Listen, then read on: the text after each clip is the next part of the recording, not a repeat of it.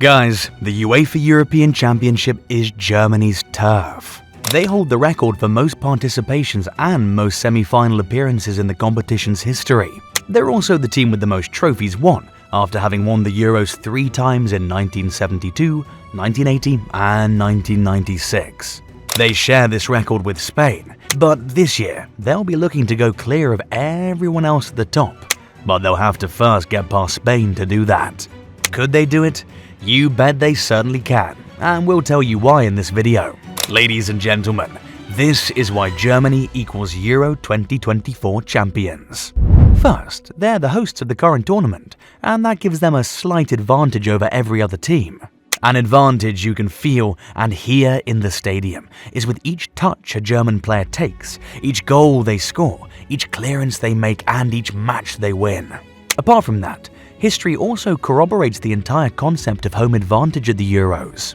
Spain won it as hosts in 1964, Italy won it as hosts in 1968, and France won it as hosts in 1984. And even when they don't win it, the hosts almost always go far in the tournament. Portugal got to the final on home soil in 2004, France got to the final on home soil in 2016, and in 2021 England repeated the feat.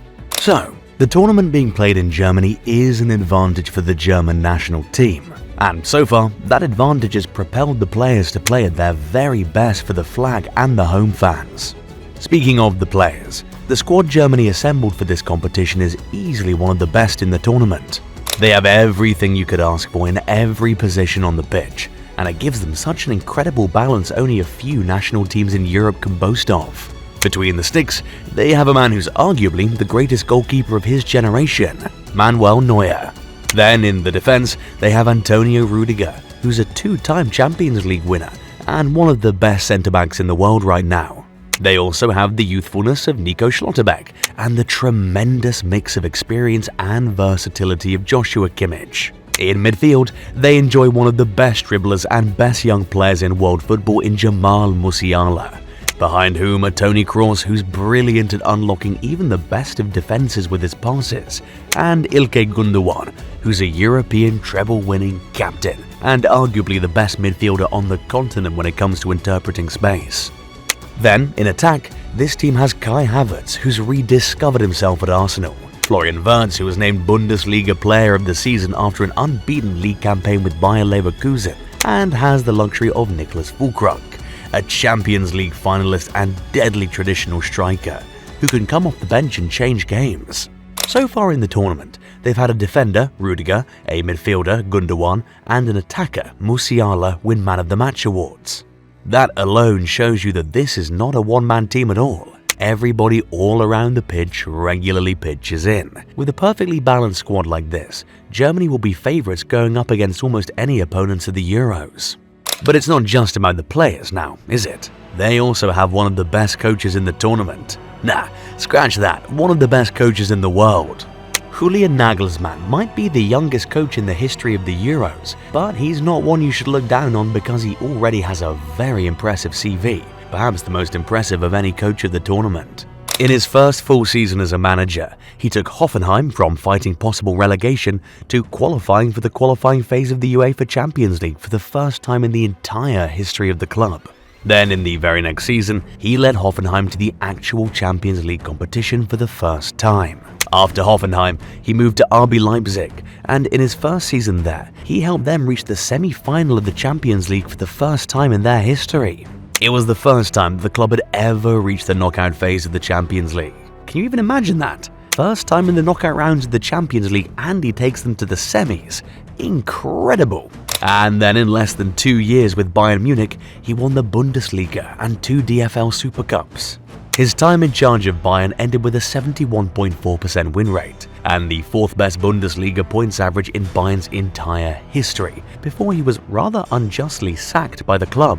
What we're saying here is that Germany has a gem of a coach. He's the youngest manager in Champions League history, the youngest manager to win a Champions League game, and the youngest manager to reach the semi-finals of the Champions League. He's also the most expensive manager in history, after Bayern Munich paid 25 million euros to sign him in 2021.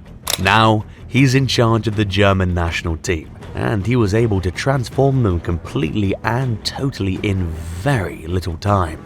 You see, Germany have not exactly been their normal scary selves at international tournaments recently. Since they won the World Cup in 2014, they've been a shadow of themselves. They got knocked out in the round of 16 at Euro 2020 and didn't even make it out of their group in both the 2018 and 2022 World Cup tournaments. The 2014 World Cup winning manager Joachim Löw finally stepped aside in 2021 after a poor outing at Euro 2020, and he was replaced by Hansi Flick. Everyone thought that would fix Germany's problems, considering Flick had won a sextuple with Bayern Munich and had also previously worked as assistant manager of the Germany national team, and was even with the team when they won the World Cup in 2014. But with Flick in charge, Germany only became worse. He started well, going on an unbeaten run in his first 10 games, the second manager in Germany's history to do so. But you know the saying, when it rains it pours. So once he lost one, the losses just started to pour in. It got so bad that Germany had to sack him in 2023, and that's significant because the German Football Association never sacks coaches. No, they never do. Hansi Flick was the first manager of the German national team that the German FA ever sacked. And considering he ended his career with a 1.72 point rate, which is the second worst in the history of the German national team, by the way, you have to say he most definitely deserved to be sacked. Now, why do we say all of this? Well, it's to tell you that the German job wasn't exactly a very appealing one when Nagelsmann decided to take it. He had to do a lot of restructuring and reinvigorating of the squad. And there was also the pressure of his first major tournament being won on home soil less than a year after he was hired. The fans were crying out to see a good team play good football, and that's exactly what Nagelsmann put together. He got Toni Kroos to come out of international retirement for one last dance, and then went on to make some daring squad selections ahead of the Euros. He didn't call up a host of Champions League finalists like Marco Reus, Karim Adeyemi, Niklas Süle, Mats Hummels, and Julian Brandt. And he also left out the likes of Timo Werner and Leon Goretzka, who'd previously been regulars in the Germany squad. Some of these snubs caused a huge uproar from fans and the media, but the young man had a plan, and we saw clear evidence of that plan on the opening day of the tournament. Germany beat Scotland 5-1, and that game instantly went into the history books for so many reasons. That is now the biggest win a host nation has ever recorded on the opening day of a tournament in the history of the Euros. It's also the biggest win Germany themselves have ever enjoyed in any European Championship game whatsoever. On top of that, they had players breaking records. Florian Wirtz opened the scoring on the night to become the youngest player to score for Germany in Euros history, and the youngest player to ever score the opening goal of a Euros tournament. They also had Toni Kroos, who completed 101 of his 102 attempted passes in the game to make him the most accurate passer of any player who's attempted over 100 passes in a single game in the history of the Euros. That was a very clear statement of intent from Julian Nagelsmann and his men from the very first day. They were playing the first game of the tournament, and they planned to also be there for the very last one. In the group stage alone, they showed many different facets of their game. They showed that they could blow teams away as they did against Scotland. They showed that they could be compact at the back while also being lethal and effective in an attack like against Hungary. And then against Switzerland, they showed that even when they're down and seemingly out, they'll still always have the resilience, mentality, and resources to drag themselves back into the game, as was evidenced in their 92nd minute equaliser. A combination of these traits in a team is what wins you trophies, especially in a 7-game tournament, which is why we're telling you right now that Germany equals Euro 2024 champions. But are we saying it'll be easy? Certainly not. Which major tournament is ever easy to win, anyway? Their quarter-final game is one hell of a fixture. Germany have now made it to the last 8, where they'll face Spain, who've shown themselves to be one of the best teams of the tournament so far.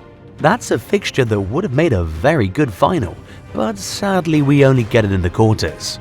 And as it stands, it looks like Spain are the biggest obstacle standing in the way of Germany and the Euro 2024 trophy. If Germany can get through Spain, then they'll very likely go on and win the whole thing. And yes, Germany surely can get through Spain. Why do we say that?